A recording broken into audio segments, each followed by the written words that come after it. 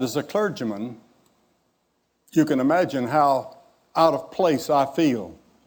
I feel like a fish out of water, or maybe an owl out of the air. I was preaching in San Jose some time ago, and my friend Mark Kwame, who helped introduce me to this conference, brought several CEOs and leaders of some of the companies here in the Silicon Valley to have breakfast with me, or I with them. And I was so stimulated and had such, it was an eye-opening experience to hear them talk about the world that is yet to come through technology and science. I know that we're near the end of this conference, and some of you may be wondering why they have a speaker from the field of religion. Richard can answer that because he made that decision. But some years ago, I was on an elevator in Philadelphia coming down. I was to address a conference at a hotel. And on that elevator, a man said, "I hear BillyGraham is staying in this hotel." And another man looked in my direction and said, "Yes, there he is. He's on this elevator with us." And this man looked me up and down for about 10 seconds, and he said, "My, what an anticlimax."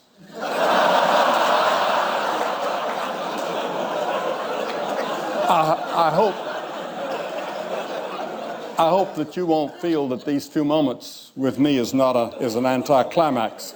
After all this tremendous talks that you've heard and addresses, which I intend to listen to every one of them. But I was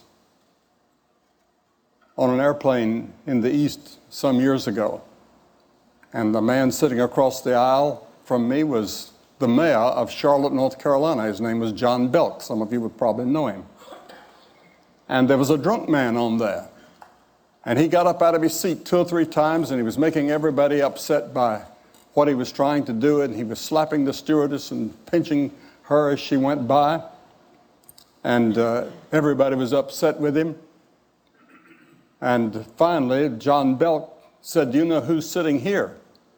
And the man said, "No, who?" He said, "It's BillyGraham, the preacher." He said, "You don't say." And he turned to me and he said, "Put her there." He said, "Your sermons have certainly helped me."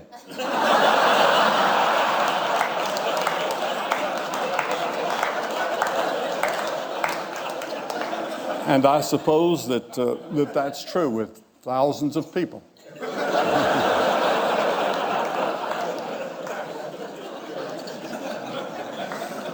I know that as you have been peering into the future, and as we've heard some of it here tonight, I would like to live in that age and see what is going to be. But I won't, because I'm 80 years old. This is my 80th year. And I know that my time is brief. I have phlebitis at the moment in both legs. And that's the reason I had to have a little help in getting up here, because I have Parkinson's disease in addition to that, and some other problems that I won't talk about. But this is not the first time that we've had a technological revolution. We've had others. And there's one that I want to talk about. In one generation, the nation of the people of Israel had a tremendous and dramatic change that made them a great power in the Near East. a man by the name of David came to the throne, and King David became one of the great leaders of his generation. He was a man of tremendous leadership. He had the favor of God with him. He was a brilliant poet, philosopher, writer, soldier, with strategies in battle and conflict that people study even today. But about 2 centuries before David, the Hittites had discovered the secret of smelting and processing of iron. And slowly that skill spread, but they wouldn't allow the Israelis to look into it or to have any. But David changed all of that, and he introduced the Iron Age to Israel. And the Bible says that David laid up great stores of iron, in which archaeologists have found that in present-day Palestine, there are evidences of that generation. Now, instead of crude tools made of sticks and stones, Israel now had iron plows and sickles and hoes and military weapons. And in the course of 1 generation, Israel was completely changed. The introduction of iron in some ways had an impact, a little bit like the microchip has had on our generation.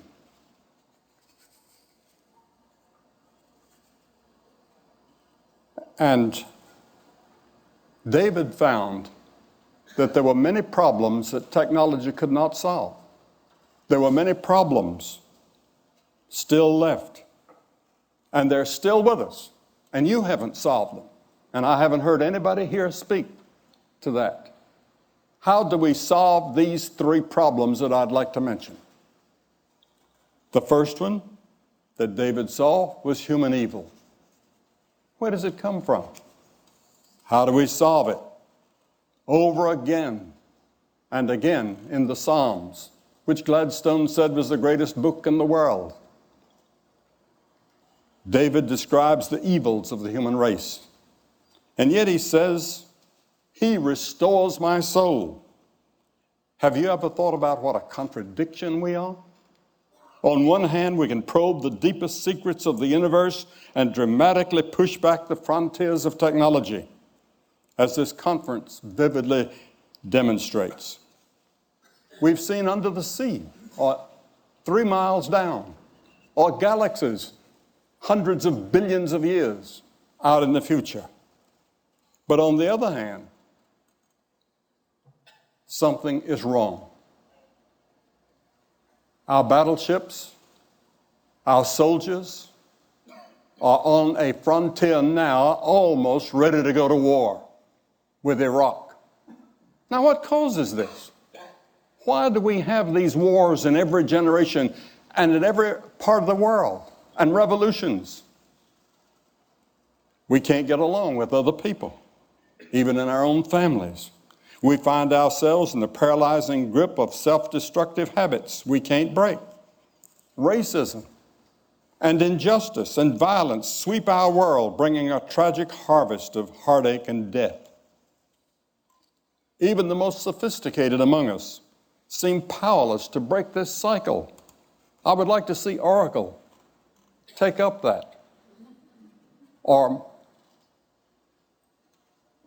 some other technological geniuses work on this. How do we change man so that he doesn't lie and cheat, and our newspapers are not filled with stories of fraud in business or labor or athletics or wherever?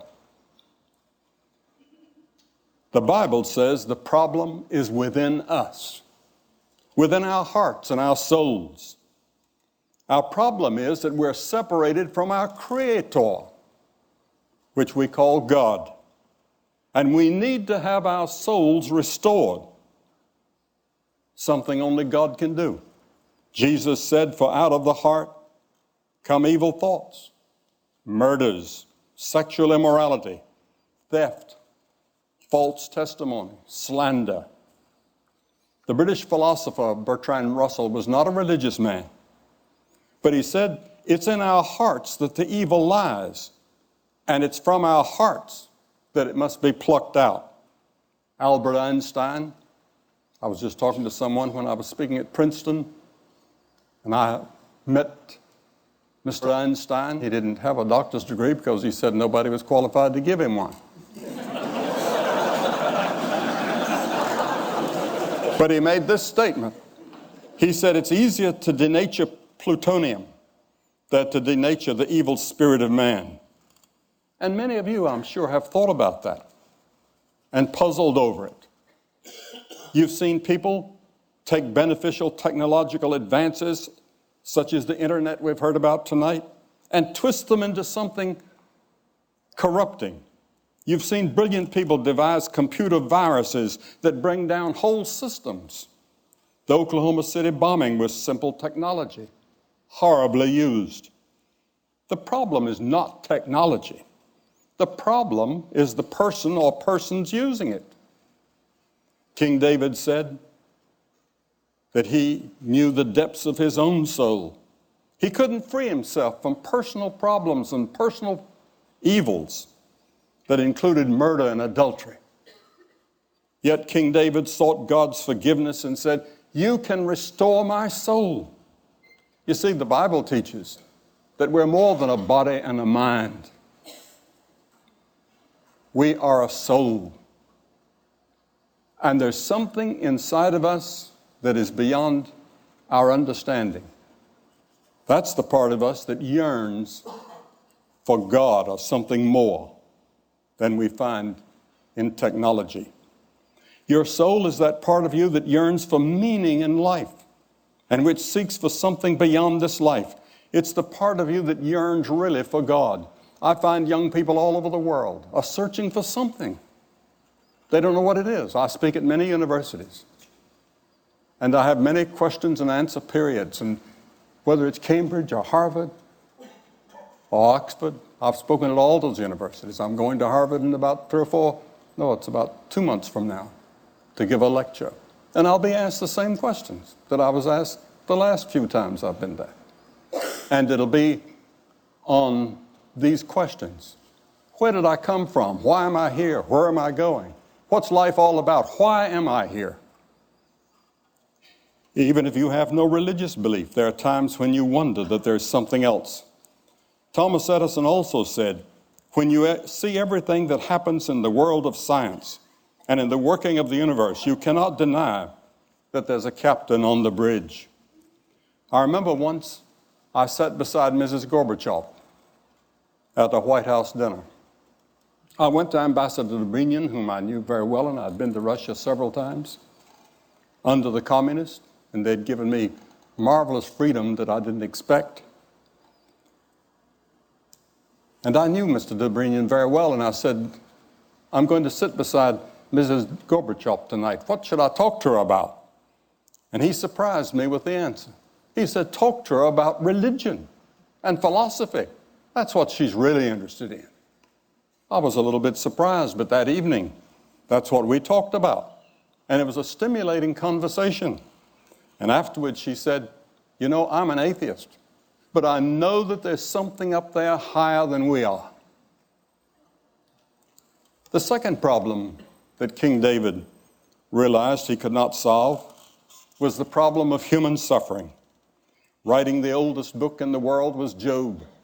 And he said, man is born into trouble as the sparks fly upward. Yes, to be sure, science has done much to push back certain types of human suffering. But in a few months, I'll be 80 years of age. I admit that I'm very grateful for all the medical advances that have kept me in relatively good health all these years. My doctors at the Mayo Clinic urged me not to take this trip out here to be here. I haven't given a talk in nearly 4 months. And when you speak as much as I do, 3 or 4 times a day, you get rusty. That's the reason I'm using this podium and using these notes. Every time you ever hear me on the television or somewhere, I'm ad-libbing. I'm not reading. I never read an address.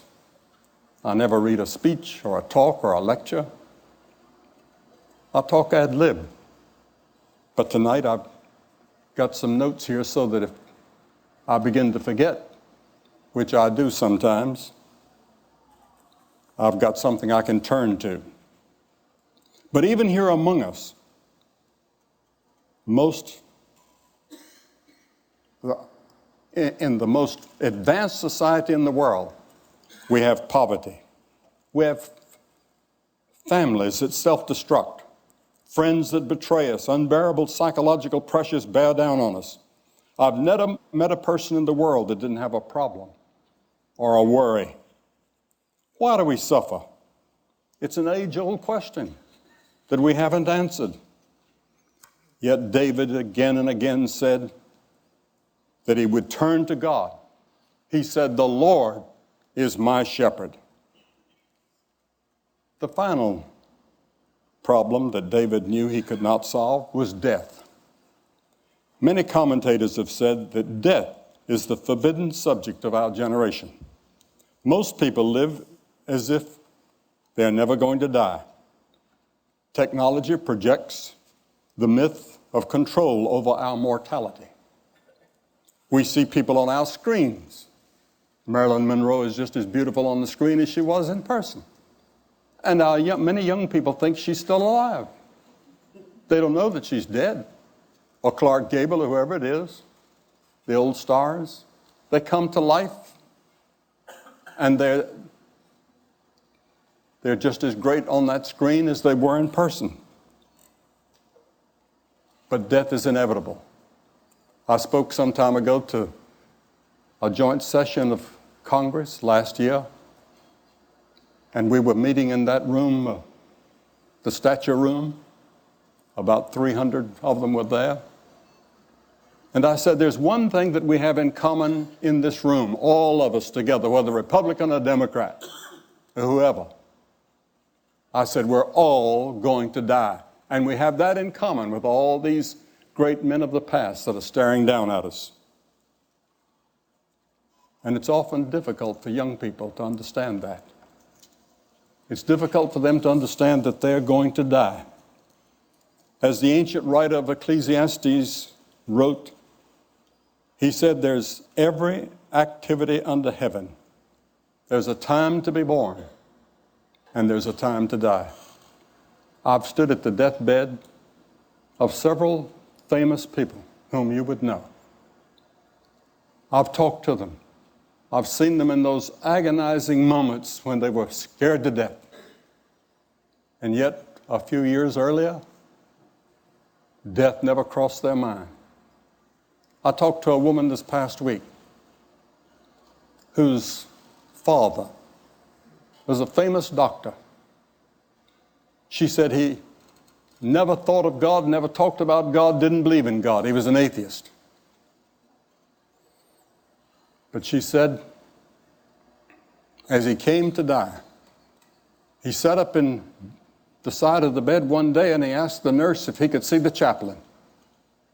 And he said for the first time in his life, he thought about the inevitable and about God. Was there a God?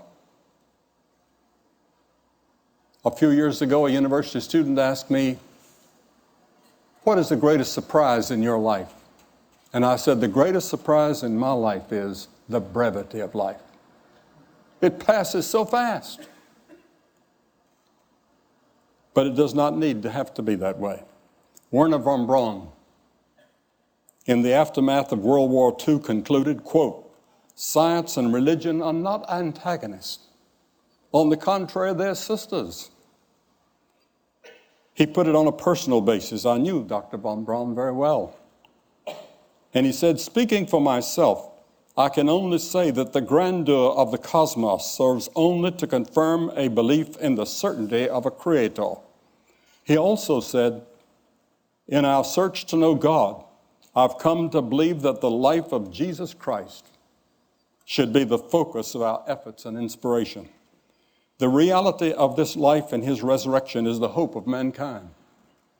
I've done a lot of speaking in Germany and in France and in different parts of the world, 105 countries it's been my privilege to speak in. And I was invited one day to visit Chancellor Adenauer, who was looked upon as sort of the founder of modern Germany since the war. And he said to me, he said, "Young man," he said, "do you believe in the resurrection of Jesus Christ?" And I said, "Sir, I do." He said, "So do I." He said, "When I leave office, I'm going to spend my time writing a book on why Jesus Christ rose again and why it's so important to believe that." In one of his plays, Alexander Solzhenitsyn depicts a man dying who says to those gathered around his bed, "The moment when it's terrible to feel regret is when one is dying.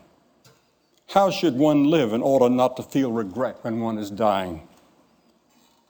Blaise Pascal asked exactly that question in 17th century France. Pascal has been called the architect of modern civilization. He was a brilliant scientist at the frontiers of mathematics, even as a teenager. He is viewed by many as the founder of the probability theory and a creator of the first model of a computer. And of course, you're all familiar with the computer language named for him. Pascal explored in depth our human dilemmas of evil, suffering, and death. He was astounded at the phenomena we've been considering, that people can achieve extraordinary heights in science, the arts, and human enterprise, yet they also are full of anger, hypocrisy, and self-hatreds. Pascal saw us as a remarkable mixture of genius and self-delusion. On November 23rd, 1654, Pascal had a profound religious experience. He wrote in his journal these words, "I submit myself absolutely to Jesus Christ, my Redeemer." A French historian said 2 centuries later, "Seldom has so mighty an intellect submitted with such humility to the authority of Jesus Christ." Pascal came to believe not only the love and the grace of God could bring us back into harmony, but he believed that his own sins and failures could be forgiven, and that when he died, he would go to a place called heaven. He experienced it in a way that went beyond scientific observation and reason. It was he who penned the well-known words, "The heart has its reasons, which reason knows not of." Equally well known is Pascal's wager. Essentially, he said this: if you bet on God and open yourself to his love, you lose nothing, even if you're wrong. But if instead you bet that there is no God, then you can lose it all in this life and the life to come. For Pascal, scientific knowledge paled beside the knowledge of God. The knowledge of God was far beyond anything that ever crossed his mind. He was ready to face him when he died at the age of 39. King David lived to be 70, a long time in his era. Yet he too had to face death. And he wrote these words, "Even though I walk through the valley of the shadow of death, I will fear no evil, for you are with me." This was David's answer to the 3 dilemmas of evil, suffering, and death. It can be yours as well as you seek the living God and allow him to fill your life and give you hope for the future. When I was 17 years of age, I was born and reared on a farm in North Carolina. I milked cows every morning and had to milk the same cows every evening when I came home from school. And there were 20 of them that I was responsible for. And I worked on a farm and tried to keep up with my studies. I didn't make good grades in high school. I didn't make them in college until something happened in my heart. One day I was face to face with Christ. He said, I'm the way, the truth, and the life. Can you imagine that? I am the truth. I'm the embodiment of all truth. He was a liar. Or he was insane. Or he was what he claimed to be. Which was he? I had to make that decision. I couldn't prove it. I couldn't take it to a laboratory and experiment with it. But by faith, I said, I believe him. And he came into my heart and changed my life. And now I'm ready when I hear that call to go into the presence of God. Thank you, and God bless all of you.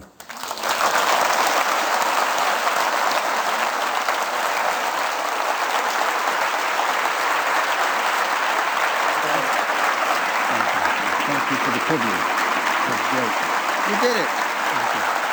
Thanks for having us.